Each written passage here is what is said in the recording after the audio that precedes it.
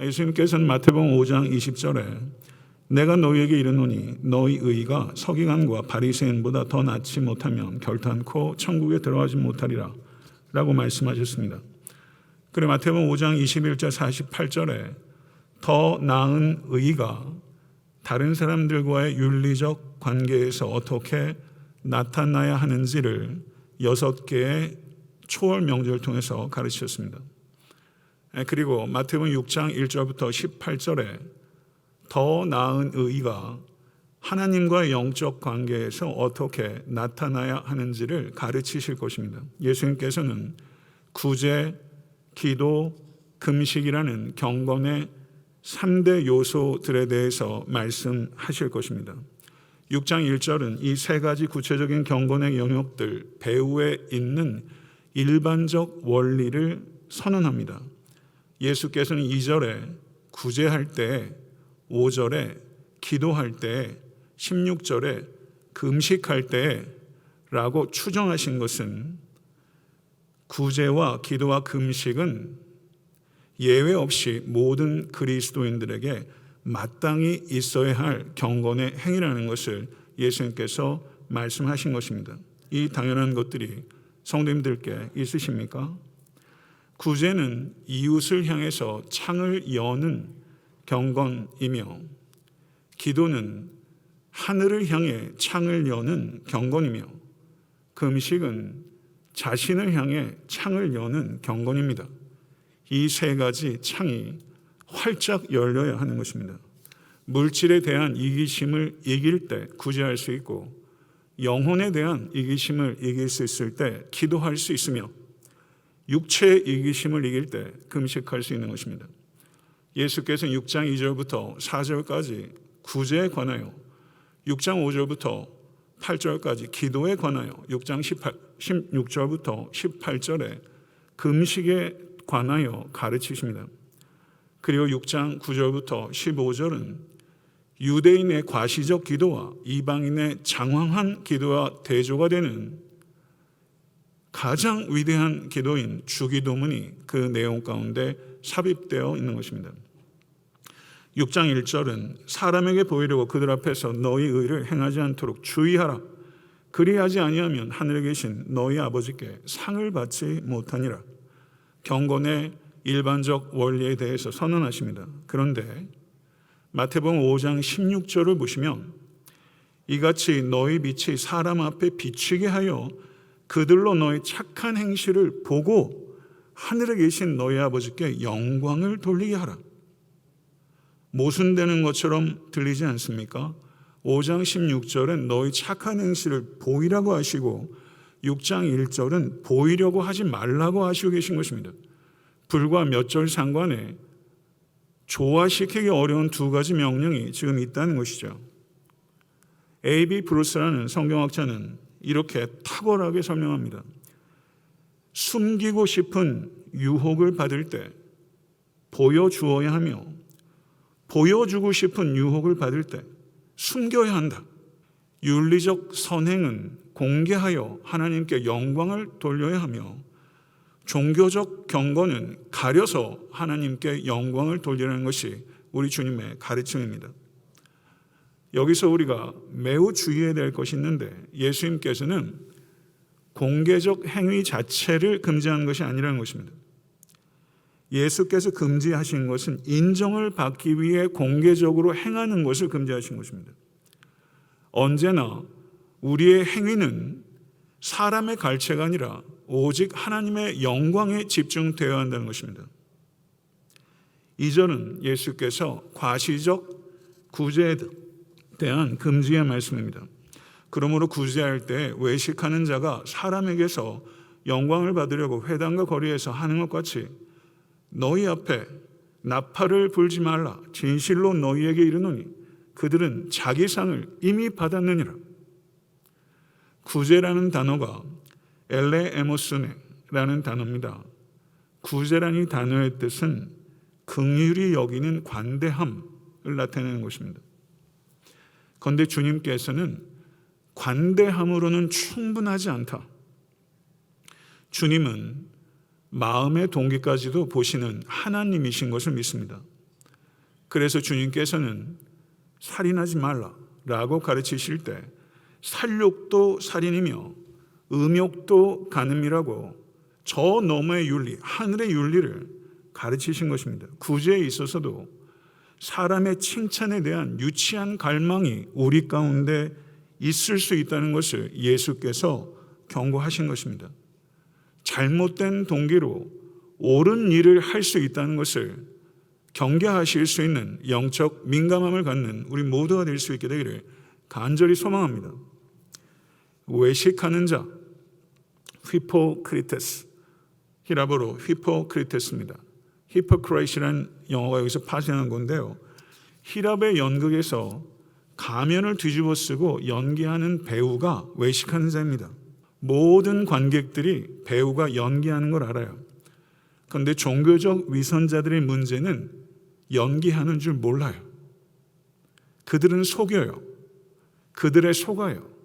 그리고 그들은 자신의 연기에 자기도 속아요. 여기서 받았다로 번역되고 있는 헬라어가 아페코라는 단어인데 이 단어는 상거래에서 쓰이는 단어입니다. 돈을 지불하고 얻는다라는 뜻입니다. 구제를 통해서 자신을 과시하고 자신의 이름을 내는 것은 사실상 상거래라는 것입니다. 돈을 주고 갈채를 사는 것입니다. 그래서 외형적으로는 기빙처럼 보이지만 내면적으로는 바잉이라는 것입니다. 구제의 동기가 구제하지 않으신다면 회개해야 합니다. 그렇지만 구제의 동기가 받는 사람의 유익이 아니라 주는 사람의 유익이 될 때 그 구제는 이타주의가 아니라 왜곡된 이기주의라는 것을 주님께서 보신다는 것입니다. 그런데 우리가 한 가지 더 매우 주의 깊게 경계해야 되는 것은 나의 경건에 대해서 매우 신중하게 살펴야 될 필요는 있지만 다른 사람의 경건에 대해 위선이라고 판단하는 것은 극도로 조심해야 한다는 것입니다. 타인의 경건의 행위를 우리는 냉소적으로 보는 태도를 발전시켜서는 안 되며 타인의 행위에 대해서는 최대한 선의를 가지고 긍정적으로 인정해주는 태도를 발전시키는 것이 바람직한 태도라는 것입니다. 이 균형 잃지 않는 우리가 될 수 있게 되기를 간절히 소망합니다. 6장 3절 4절을 보면 은밀히 구제하라라는 긍정적 명령이 기록되어 있습니다. 너는 구제할 때 오른손이 하는 것을 왼손이 모르게 하여 내 구제함을 은밀하게 하라. 은밀한 중에 보시는 너희 아버지께서 갚으시리라. 오른손이 하는 것을 왼손이 모르게 하라. 알 것 같기도 하고 모를 것 같기도 하지 않습니까? 누구한테 묻기도 뭐하지 않아요? 근데 정말 이게 무슨 뜻입니까? 많은 해석들이 있어요. 제가 생각할 때 구제받는 사람들을 직접 접촉하는 것을 삼가라 라는 의미일 가능성이 가장 커 보입니다. 구제의 특징은 자축하고 자고하는 것이 되어서는 안 되며 구제의 한결같은 특징은 자기 희생과 자기 부인이 되어야 하는 것입니다. 구제하고 망각하라는 것입니다. 내가 구제한 것을 잊어버리라는 것입니다. 선한 일을 했다는 생각조차 버리라는 것입니다. 내가 구제하고 나는 망각할 때 하나님께서는 기억하신다는 것입니다. 사도행전 10장 4절에 하나님의 사자가 고넬료에게 말합니다. 내 기도와 구제가 하나님 앞에 상달되어 기억하신 바가 되었나니. 아멘. 믿으십니까? 나의 구제는 나는 철저히 망각하고 하나님께서 기억하신다. 여러분 짜릿하지 않습니까? 구제를 함에 있어서 가장 중요한 것은 구제를 받는 사람을 부끄럽게 해서는 안 된다는 것입니다. 작년에 저희가 한 5만 불 정도를 지역사회에 2차례에 걸쳐서 봉사하면서 저는 미디어에 그런 거 내는 거 별로 좋아하는 성격이 아닙니다. 그런데 하도 교회가 과도한 비난을 세상에 직면하다 보니까 부득불하게 교회가 마땅히 해야 될 일들을 알릴 수밖에 없었어요. 공개적 구제가 필요할 때가 있습니다. 그러나 사랑하는 성도님, 그게 개인이든 교회든 한 끗 차이입니다. 인간의 과시의 욕망과 교만 때문에 외식적인 구제로 변질되기가 너무 쉽다는 죄성이 우리 안에 있다는 것을 우리는 한순간도 잊어서는 안 되는 것입니다. 시편 41편 1절을 한번 보시기 바랍니다. 가난한 자를 보살피는 자에게 복이 있으며, 보살피다라는 이 히브리어가 가난한 자를 생각해주다 라는 뜻이 있습니다. 생각해주다, 고려해주다. 그래서 ESV 번역은 이걸 어떻게 번역하냐면 Blessed is the one who considers the poor, 이렇게 말하고 있어요. Who gives the poor 라고 말하지 않고 considers the poor 라고 말하는 것이죠. 가난한 사람에게 주는 자가 복이 있다 라고 말하지 않고 가난한 자를 생각해 주는 자가 복이 있다. 여기에는 큰 차이가 있는 것입니다. 가난한 자를 생각해 주는 것은 가난한 자를 줄 때 그 사람을 부끄럽지 않게 하는 것까지 숙고하는 것을 포함하는 것입니다. 가난한 자를 생각해 주면서 살고 계십니까? 가난한 자를 생각해 주는 구제에는 여러 가지 방법들이 있습니다. 제일 높은 수준의 구제는 구제하는 사람과 구제받는 사람이 서로 모르는 상태로 구제가 이루어지는 것입니다. 두 번째 단계는 돕는 자가 자기가 누구를 돕는지는 알지만 도움을 받는 자는 도움을 주는 자가 누군지 모르는 구제입니다. 가령 누가 어려움을 당했다는 소식을 듣습니다. 그러면 그 집 앞에 몰래 가서 돈이나 물질을 놓고 오는 것입니다. 성도 중에서도 성도님 중에 어려움에 처하셨던 분이 있으면 목사님 그냥 익명으로 전달해 주세요. 이게 구제의 두 번째 단계라는 것이죠. 세 번째 단계는 도움을 받는 사람이 자기를 돕는 분이 누군지는 아는데 도움을 주는 분은 누가 도움을 받는지 모르는 것입니다. 도움받는 사람이 도움을 주는 사람에게 자신의 모습을 가릴 수 있는 구제인 것이죠. 네 번째 단계는 무엇인지 아십니까? 도움을 요청받지 않았지만 가만히 보니까 도움이 꼭 필요해서 먼저 도와주는 것입니다. 도와달라는 아쉬운 소리 참 하기 어려운 것입니다. 도와달라는 말 하기 전에 도움이 필요한 게 너무 뚜렷하기 때문에 도와달라는 말 부끄러움 면케하기 위해서 먼저 미리 구제하는 것이죠. 이 네 가지 단계가 있는 거예요. 참 아름답지 않습니까? 제가 동료 목사님들이나 특별히 신학대학원 가서 학생들한테 설교할 때 그런 얘기를 했어요. 설교의 최고의 기술은 자기를 가리고 그리스도만 드러내는 기술이다. 여기 한번 적용해 봤어요. 구제의 최고의 기술은 자기는 철저히 가리고 그리스도만 드러내는 기술이다. 이 기술 연마하십시오. 그런데 어떤 사람들은 너희 아버지께서 갚으시리라 라는 보상의 이 말씀에 대해서 비판합니다. 결국 그리스도인들이 윤리적 삶을 사는 것도 보상 때문이 아니냐라고 비판하는 거예요.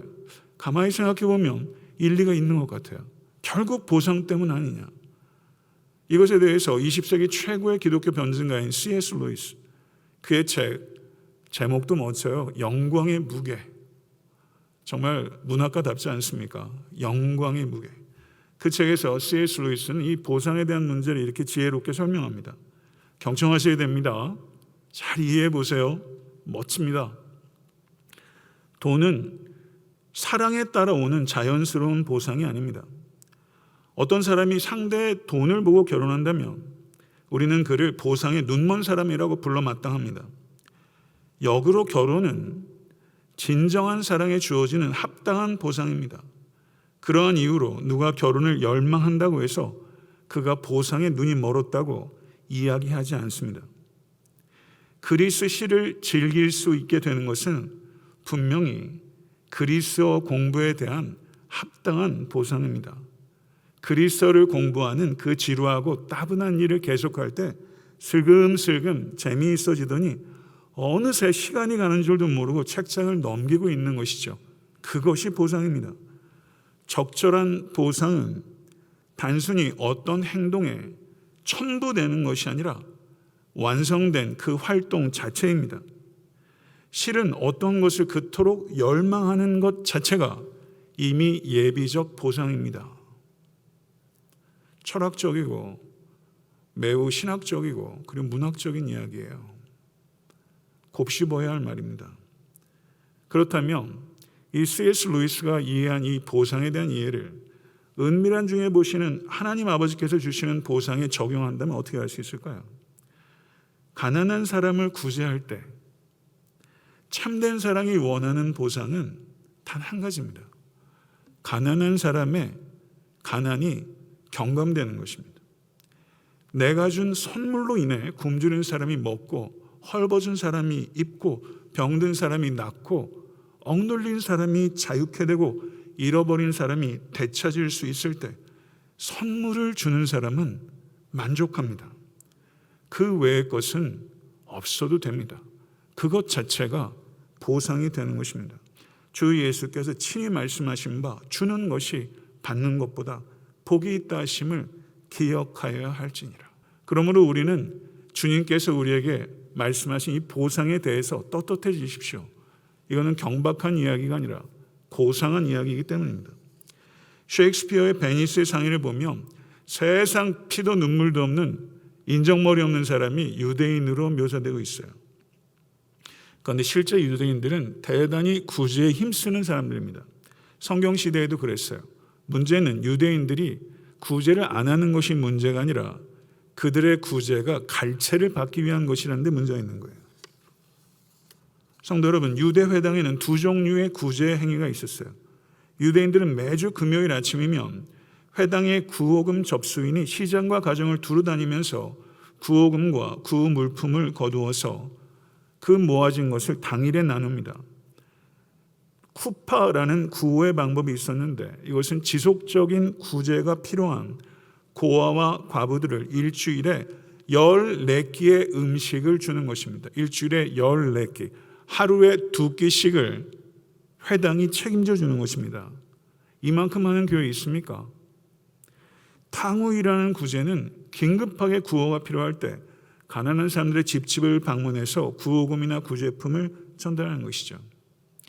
그리스도를 알지 못하던 유대인들의 구호가 이 정도였다면 자신의 생명까지 아낌없이 우리에게 주신 예수 그리스도를 주인이라고 고백하고 있는 교회 성도의 삶은 어떠해야 합니까?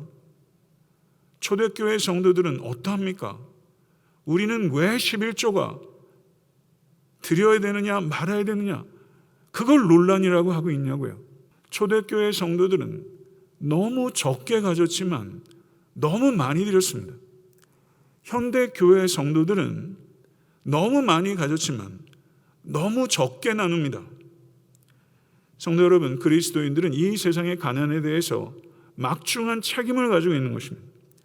구제는 권장사항이 아니라 하면 좋겠다라는 것이 아니라 해야 한다는 것입니다. 구제는 마음 좋은 사람, 생활에 넉넉하게 여유가 있는 사람들의 전유물이 아니라 그리스도인들이라면 누구나 해야 하는 의무입니다. 이 창이 열려야 합니다. 심지어 구제받는 사람조차 구제해야 하는 의무에서 면제되지 않습니다. 나중에 부자가 되면 구제하시겠다고요? 나중에 교회가 커지면 구제하겠다고 제가 말하면 좋으시겠습니까? 우리 교회가 지금 당장 할 게 너무 많아서 우리가 나중에 여유가 되면 구제하겠다고 제가 말하면 여러분 좋아하시겠습니까? 여러분 얼마나 있으셔야 먹고 살만해지시겠습니까? 대형교회 헌금의 85%가 교회 담장을 못 넘는답니다. 교회 건물 구입, 건축, 유지 필요한 부분이 있어요.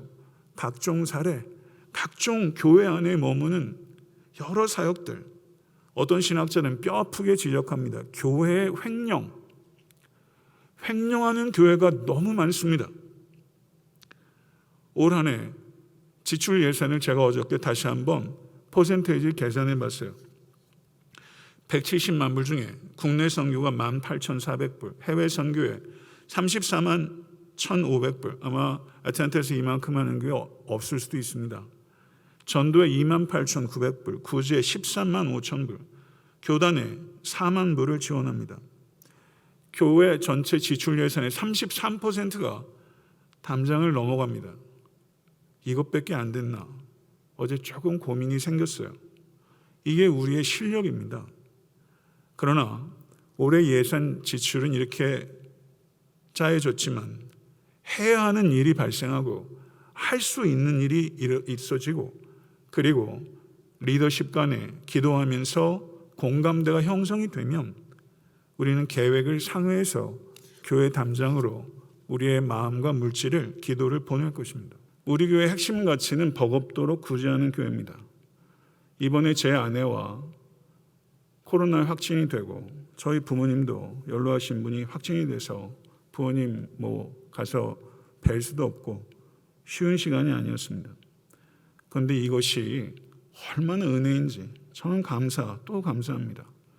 집사람하고 다짐했습니다. 앞으로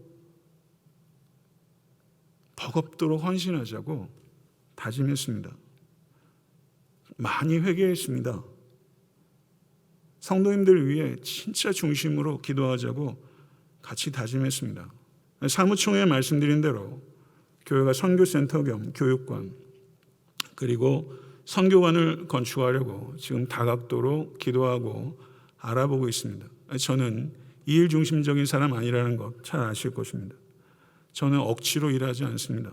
하나님께서 주신 비전이요, 기회라고 생각합니다. 구체적인 윤곽이 나오면 프레젠테이션을 통해서 상세하게 말씀을 드리겠는데, 이 비전의 마음을 같이 해준 한국의 부평 제1교회에서 100만 불을 보내주신다고 제가 몇 차례 말씀드렸습니다. 그 헌금은 한 개인의 장로님이 이 선교의 비전에 공감하셔서 도대체 뭘 믿고요 100만 불을 보내주시는 것입니다. 부평교회 당회에서도 갑론을박이 있었던 걸로 압니다. 장로님이 교회에 드린 것이고 교회에 결정하는 것이니 당회에서 왜 얘기가 없었겠습니까? 쉬운 결정 아닙니다. 지금 저희가 재정을 규모 있게 잘 써서 약 50만 불 정도 모였습니다. 제 바람은 50만 불 플러스 알파, 그 정도는 자발적으로 즐겁게 은밀하게 무기명으로 작정하시고 지혜롭게 드리십시다. 누구 의식할 필요 없습니다. 저 의식할 필요 없습니다. 저는 그거 들여다보지도 않을 것입니다. 아무도 모를 것입니다. 저 보여주려고 하실 필요 없다는 뜻입니다. 하나님만 보시면 됩니다. 저는 한국에서 오는 100만 불, 우리가 준비된 50만 불, 그리고 아껴서 만든 50만 불이 아니라 성도님들이 작정하고 헌신해서 아이들도 일에 일부리도 내서 작정해서 100만 불을 맞추고 나머지 일들은 론을 하는 것이 그 교회에 대한 예의요, 그 장로님에 대한 예의요, 우리의 일을 하면서 우리의 교육관을 지으면서 최소한 우리가 가져야 될 저는 자존심이라고 생각합니다.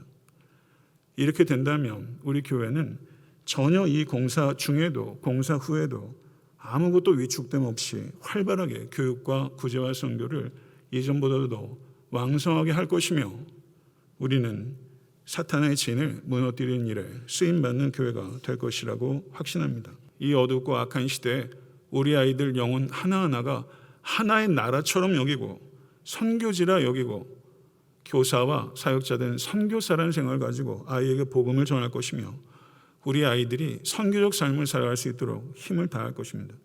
이 일을 위해 기도할 것입니다. 그리고 선교사들을 훈련해서 파송할 것이며, 전쟁터에서 돌아온 선교사들이 다시 무장할 수 있도록 도울 것입니다. 선교관에서는 안식년에 마땅히 거처할 곳이 없는 선교사들이 얼마나 많은지 모릅니다. 그 선교사님들 편히 휴식하시고 충전하시는 방 한 칸을 내드릴 것입니다. 그리고 사랑하는 성도 여러분, 이민생활 하시면서 신분 문제도 그렇고 말 못할 어려움들 많이 계시죠? 어떻게든 해보려고 했는데 어떻게도 안 되는 경우들 있지 않습니까? 부끄럽습니까? 부끄러워하지 마십시오. 부끄러워할 건 없습니다. 우리 식구 아닙니까? 최선을 다했지만 가난을 못 벗어나면 하나님께서 귀히 여기십니다. 기댈 줄 아는 것도 성숙입니다. 교회에 기대십시오. 교회가 할 수 있는 한 최선을 다할 것이고, 가난한 성도가 인생을 존엄하고 소박하게 살아갈 수 있도록 공간 만들 것입니다. 그리고 자비랑으로 선교지 한 번도 못 가신 분, 은퇴하셔도 자비랑으로 선교지 갈 꿈도 못 꾸셨던 성도 여러분, 선교지 가십시오. 선교지에 여러분 누우시고 거기서 같이 먹고 뒹굴며 몇 달이고 같이 현지인들 섬기고, 은사가 있으면 은사 있는 대로, 은사가 없으면 같이 있어주면 되잖아요. 예, 아마존도 가능하고 지금 파라과이도 가능하고 아르헨티나에도 가능하게 될 날이 있지 않겠습니까? 그리고 부디 생각하기는 지역사회에서 소낙비를 피할 수 없으신 분들이 계실 거예요. 믿는 사람이건 안 믿는 사람이건 일정 기간 동안 머물 수 있는 공간으로 쓸 것입니다. 지금 보아스의 집이 그렇게 사용되고 있는데 좀 더 확장하고 개선할 필요가 있어서 말씀을 드립니다. 애틀란타 땅도 섬입니다. 주중에 참혹한 일도 있었고 섬이죠. 갈 수도 없고 만날 수도 없습니다. 섬에 떨어져 계신 성도도 계시고 섬에 떨어져 계신 이웃도 있습니다. 우리는 그곳에 다리를 놓을 것입니다. 은혜의 다리, 말씀의 다리, 기도의 다리, 섬김의 다리. 우리가 할 수 있는 실력이 고작 나무 다리면 나무 다리라도 놓아야 되지 않겠습니까? 말씀을 맺겠습니다. 사랑하는 성도 여러분, 결단하십시오. 내 욕망 채우는 삶이 아니라 이웃의 필요를 채우는 삶으로 철저하게 전환해야 합니다. 사랑하는 성도 여러분, 지극히 작은 자 안에 그리스도께서 변장해 계시기 때문입니다. 우리 모두를 향한 하나님의 확실한 뜻은 우리가 수고해서 일하고 단순하고 소박하게 살며 버겁도록 관대하게 나누는 삶입니다. 확실하지 않습니까?